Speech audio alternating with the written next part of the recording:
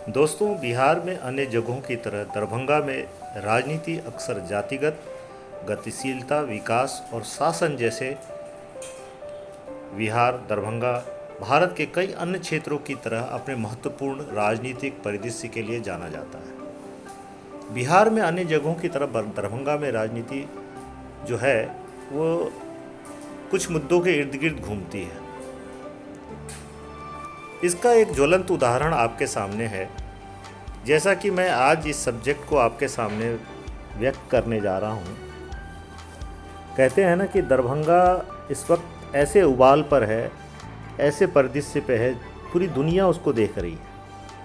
लेकिन दरभंगा अपने आप में कुछ ऐसी विषमताओं को लिए हुए बैठा हुआ है जिसकी परिकल्पना और परिचर्चा दोनों ही करना हमारे लिए लाजमी है।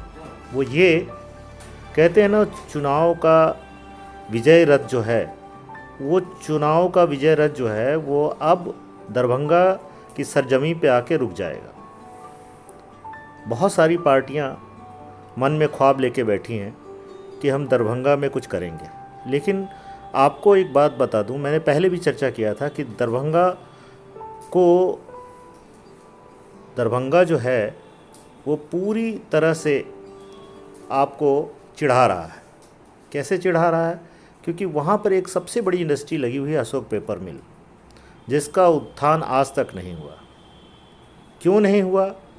ऐसे कौन से नेता हैं जो जीतने के बाद भी, पावर में आने के बाद भी नहीं किए? क्योंकि ये सभी कहते हैं ना कि राजनेता, बहुत बड़ी बड़ी पार्टी का टिकट लेके लोग आए, लेकिन जीतने के बाद भी कुछ नहीं किए। तो एक ज्वलंत उदाहरण मैं आपको बताता हूँ कि ऐसी ही एक गलती अभी अभी हुई है। अगर मनीष कश्यप का नाम ना ले तो ठीक नहीं होगा। आज देखिए कि जिसने भी मनीष कश्यप को छोड़ा है, आज वहाँ जाके भीड़ देखिए कि लोग कैसे उसकी बातों को समझ रहे हैं और जीत रहे हैं। मनीष कश्यप भारी मतों से जीतेगा, ये मैं नहीं कहता, ये पूरी दुनिया देख रही है। और राजनीति के वो आका भी देख रहे हैं जो घर में बैठ के टिकट का वितरण करते हैं। तो मैं यहाँ बता दूँ कि दरभंगा में भी इसी प्रकार का टिकट वितरण हुआ है। जो भी नेता आज टिकट लेने जा रहे हैं या ले चुके हैं और जो बड़ी बड़ी पार्टियों के लड़ रहे हैं, वहाँ पर भी उनके जो आका हैं ये फैसला नहीं कर पाए। क्योंकि अगर देखा जाए तो तकनीकी रूप से कोई भी प्रत्याशी जो है सक्षम नहीं है, लेकिन जातिगत समीकरण कुछ ऐसे बनते हैं कि उनको टिकट दे दिया जाता है। और इसी परिदृश्य में हाल क्या होगा? तो मैं ये कहना चाहूँगा कि आपका जो वोट है वो कितना कीमती है। आपने इसी कीमती वोट का पिछले कई सालों से उपयोग किया है, लेकिन आपको क्या मिला? ये सोचने का समय है। और ये सोचते समय आपको ये सोचना है कि क्या इस बार भी आप उसी तरह वोट का इस्तेमाल करेंगे। मैं आपको बता दूं कि अगर ये मिल चल जाता तो आज पूरी जनता डायरेक्टली और इनडायरेक्टली इसका फ़ायदा उठाती है।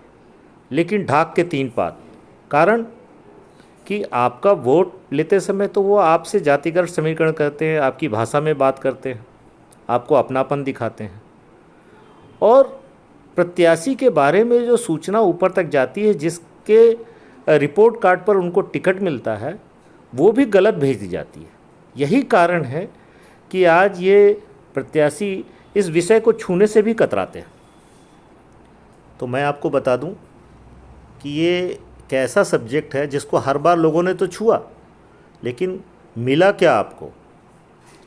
तो आप अपने आप को नहीं पहचानते, क्योंकि आप ये सारी परिचर्चाएं एक चाय की दुकान पर करते हैं, पान की दुकान पे करते हैं। तो मेरे दोस्तों, मेरे वो वोटर जो अपना भला चाहते हैं, आपका कीमती आप वोट जो है वो किसे देना है, किसे चुनाव देना है, किस पार्टी को देना है, धारा प्रभाव में बहने की ज़रूरत नहीं है। और जो बड़े आका हैं, जो राजनीतिक राजा हैं, वो दरभंगा को काउंट करके बैठे हैं। लेकिन इस बार का ऊँट किस करवट बैठेगा ये बताना बहुत मुश्किल है। और आप मान के चलिए कि ऊँट किस तरह बैठ जाए तो इससे एक समीकरण बदल जाता है। मैं आपको बता दूं कि कुछ ऐसे लोग हैं जिनके संपर्क में मैं हूं, लेकिन उनको भी नहीं पता कि क्या करना है। तो जुबान पर अलग बात है और दिमाग में अलग बात है। तो अपने दिमाग की सुनिए, दिल की सुनिए और इस बार उसी व्यक्ति को वोट दीजिए जो आपके लिए इस मिल का उद्धार करे। तो ये मिल जो है आपके लिए आपको मुंह चिढ़ाता हुआ खड़ा है। तो मैं चाहता हूँ कि आप फिर इस बारे में सोचें। अगर आपको मेरी बात अच्छी लगे तो इसी सब्जेक्ट को अपने लोगों में शेयर कीजिए, लाइक कीजिए, सब्सक्राइब कीजिए। मैं इसी तरह की छोटी छोटी बातों को उठाता रहूँगा। दरभंगा का पारा गर्म है। तो मेरे दोस्त, मैं यहीं पे विदा लेता हूँ। धन्यवाद।